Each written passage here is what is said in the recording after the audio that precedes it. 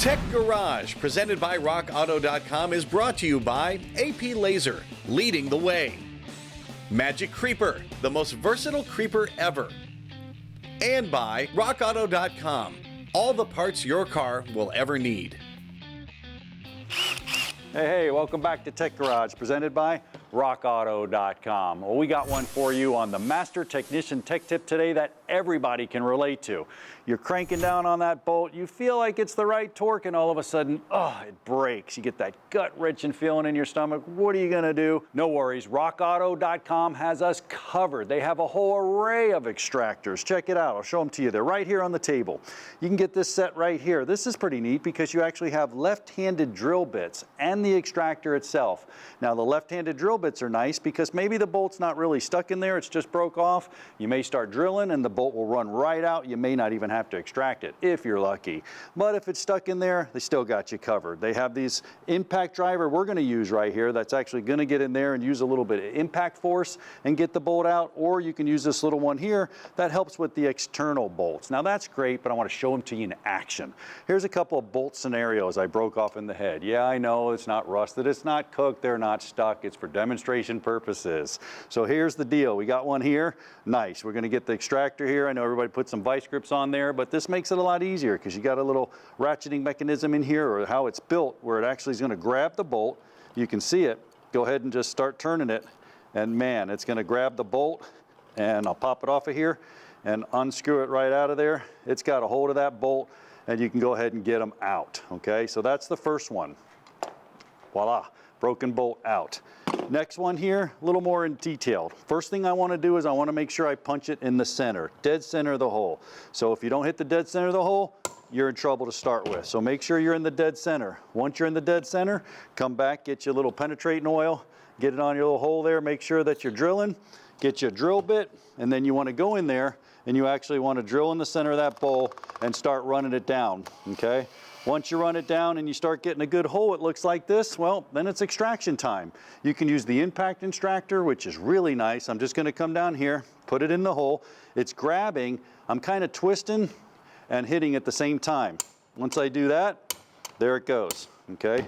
And what's gonna happen with that is, it's actually gonna grab the bolt, and when it grabs the bolt, you can just take it out of there, and you'll see the hole right there in the center of the bolt, and it's actually holding on to it.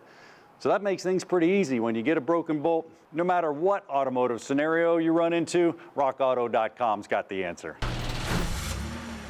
When you go to RockAuto.com, Tom, it's not just about parts. You also have fluids and maintenance items for your vehicle, and one of those things is coolant. How has coolant changed through the years? You know, coolant and motor oil have become really engine specific. I think GM was one of the first manufacturers that said, hey, you need their special Dex Cool oil for their engine, and the other manufacturers followed. So you'll see in the RockAuto.com catalog, coolants listed for specific vehicles. Sometimes the actual fluid is color-coded. Ford will be yellow, GM might be purple. But you don't have to worry about that. If it's listed for your vehicle, then it's the right coolant for your car.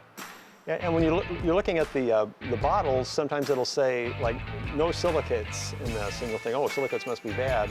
Well, the Europeans like silicates, the European engine manufacturers. So, and the Asian manufacturers like phosphates.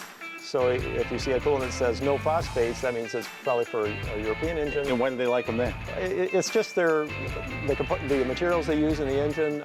Europe, I think, it tends to have harder water, so they don't want the phosphates because that is more likely to create scale. Fascinating. So yeah, it's not like it's gluten-free or something. Yeah, it's avoid it at all costs, right? Right. This coolant is right for this engine. This coolant's right for the other engine, depending on the vehicle manufacturer, the engine manufacturer.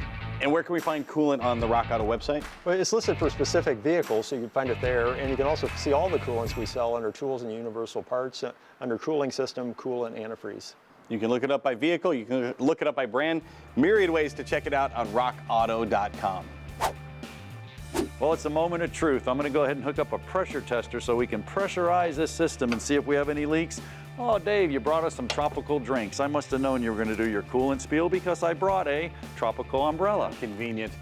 Just a reminder, please do not drink any of these. This is all the coolants that are available out there. It's not just like the old days, John, back when you were a kid, that it was just one type of coolant and that was it. There's a specific coolant for lots of different vehicles out there.